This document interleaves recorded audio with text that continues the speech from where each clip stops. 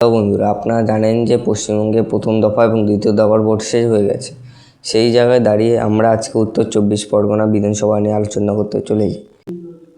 তো উত্তর চব্বিশ পরগনা কোন দল কটি সিট পেতে পারে সেই নিয়ে আজকে আলোচনা করব। তো ভিডিওটি শেষ পর্যন্ত আপনারা দেখুন। তো প্রথমে বিধানসভার নামগুলি শুনে নিন। বাগদা, বনগাঁ উত্তর, বনগাঁ দক্ষিণ, গাইঘাটা, স্বরূপনগর, বাদুড়িয়া, হাবড়া, অশোকনগর, আমডাঙ্গা, বীজপুর, নৈহাটি, নোয়াপাড়া, ব্যারাকপুর, খর্দ, দমদম উত্তর, পানিহাটি, কামারহাটি, বারানগর, দমদম, রাজারহাট, নিউটাউন, বাগুইআটি,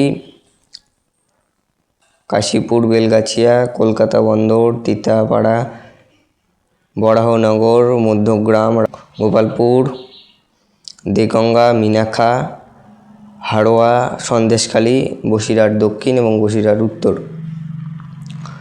তো সর্বপ্রথম যে বিধানসভা আসছে সেটি হচ্ছে বাগদা। বাগদায় তৃণমূল কংগ্রেস এগিয়ে থাকতে পারে। এরপর দ্বিতীয়তে আসছে বনগাঁ উত্তর, এখানে বিজেপি এগিয়ে থাকবে।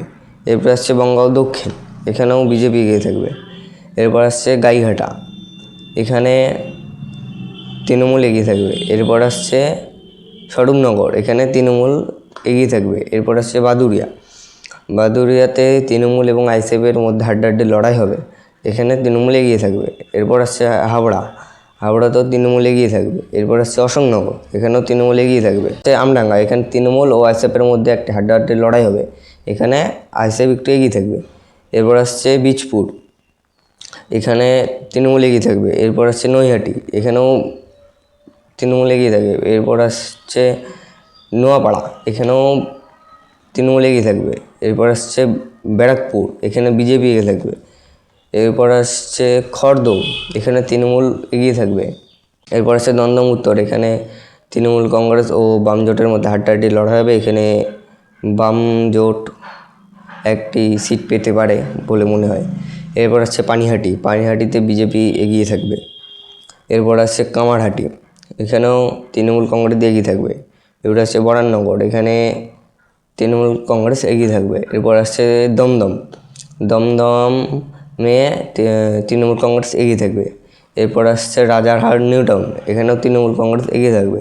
এরপর আসছে বাগুইআটি, এখানেও তৃণমূল কংগ্রেস এগিয়ে থাকবে। এরপর আসছে কাশীপুর বেলগাছিয়া, এখানেও তৃণমূল কংগ্রেস এগিয়ে থাকবে।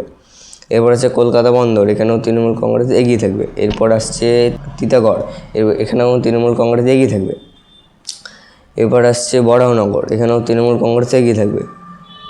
এরপর আসছে মধ্যমগ্রাম, এখানেও তৃণমূল কংগ্রেস এগিয়ে থাকবে। এরপর আসছে রাজারহাট গোপালপুর, এখানেও তৃণমূল কংগ্রেস এগিয়ে থাকবে। এরপর আসছে দেগঙ্গা, এখানে বিজেপি এগিয়ে থাকবে।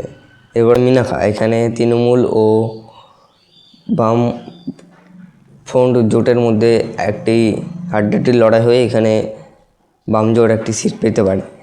এরপর আছে হাড়োয়া, এখানেও তৃণমূল ও বাম জোটের মধ্যে একটি হাড্ডাহাড্ডি লড়াই হবে, এখানে বাম জোট একটি সিট পেতে পারে।